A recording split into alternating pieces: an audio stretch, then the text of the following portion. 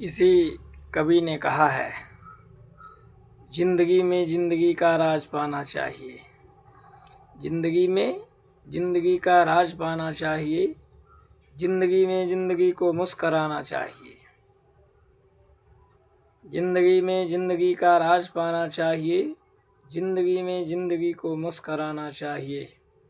जिंदगी में जिंदगी की शर्त अगर पूरी न हो तो जिंदगी को जिंदगी से रूठ जाना चाहिए। जिंदगी को जिंदगी से रूठ जाना चाहिए। हमें अपनी जिंदगी पर ध्यान देना चाहिए। ये जो जीवन मिला है, ये हम जिंदगी जी रहे हैं कि केवल ढकेल रहे हैं,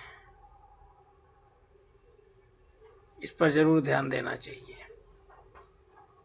जिंदगी में जिंदगी की शर्त अगर पूरी न हो तो जिंदगी को जिंदगी से रूठ जाना चाहिए। जिंदगी में कुछ उद्देश्य होना चाहिए, और वो उद्देश्य यदि पूरा नहीं हो रहा है, रास्ते में यदि हम मुड़ रहे हैं इधर उधर, तो ज़रा अपनी ज़िंदगी पर ध्यान देना चाहिए कि हम ऐसा तो नहीं है कहीं गलत किए जा रहे हैं और उसी को हम ज़िंदगी कह रहे हैं। नहीं है। वास्तव में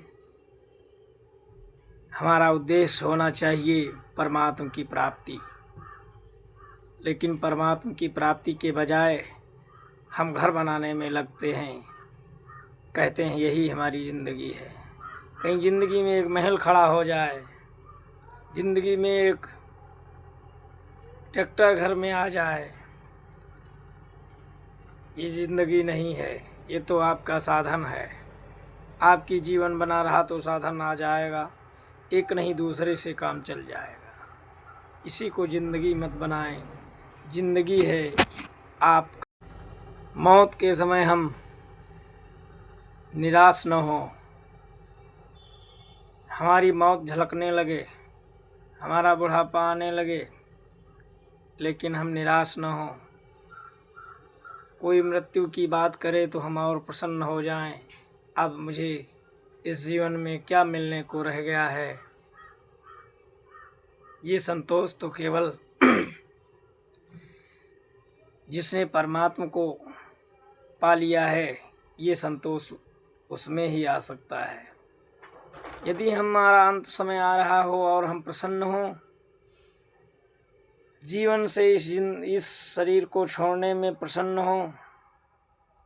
होकर के ये जीवन हम जा रहे हों, तो समझ लो कि हमने जिंदगी को अपनी सार्थक बना लिया। जिंदगी हमारी सार्थक हुई। जिंदगी का हमने राज पा लिया, अन्यथा नहीं। यदि जिंदगी का राज न मिले तो हमें अपनी ज़िंदगी से रूठ जाना चाहिए। फिर रूठ कर कहाँ जाना है? रूठ करके किसी सद्गुरु की तलाश करना है। और कोई नहीं जानता इस संसार में, बिना सद्गुरु के कोई नहीं जानता है संसार में ज़िंदगी का राज। जीवन का राज है परमात्मा की प्राप्ति। परमात्मा की प्राप्ति जिसने कर लिया, वो जिंदगी का राज पा लिया। अपने आप के दर्शन कर लिया जिसने, वो जिंदगी का राज पा लिया। जो जीवन में इधर उधर भटका, मंदिरों में दौड़ा किसी के दर्शन करने, तो किसी के ही दर्शन करने में पड़ा रहा। वो दूसरे के दर्शन में पड़ा रहा, अपने दर्शन कभी नहीं कर पाएगा।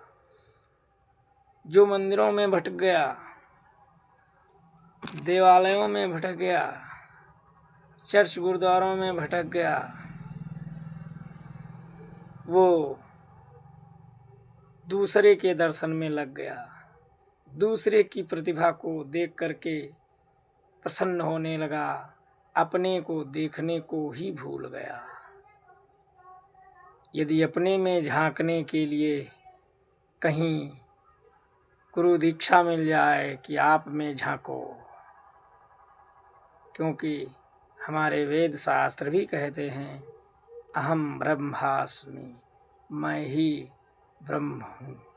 लेकिन हम फिर भी संसार में ढूंढ करके, इधर उधर दौड़ कर ब्रह्म को ढूंढ रहे हैं।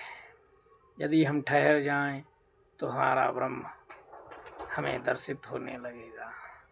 हम अपने दिमाग को ठहराते नहीं हैं, आँखों से देख रहे हैं इधर उधर, जबकि हमें ध्यान देना चाहिए कि हमारी आँखें कभी कहीं पर ठहरती नहीं हैं। ठहराव तभी आएगा जब आँखें भर जाएं, लेकिन ये आँखें भरती नहीं हैं। मैंने देखा जो लोग यात्रा के लिए जाया करते हैं वो हर वर्ष जाते हैं। दर्शन कहते हैं, उनसे पूछो कहाँ जाते हो, किस लिए? पर साल तो गए थे, अभी 6 महीने पहले गए थे, अब कहाँ जा रहे हो? तो कहते हैं दर्शन करने। दर्शन करने 6 माह पहले दर्शन करने गए थे, फिर दर्शन करने जा रहे हो। क्या आंखें भरी नहीं? क्या देखा नहीं? क्या देखना चाहते हो बार बार? लेकिन दर्शन करने जा रहे हैं। हमें चाहिए उसके दर्शन करो जो ये आंखें देखना चाहती हैं। वास्तव में हमारी आंखें देखना क्या चाहती हैं? हमारी ये आंखें क्या देखना चाहती हैं? जो ये आंखें देखना चाहती हैं उसके दर्शन करो ना। ये आंखें कुछ और देखना चाहती हैं।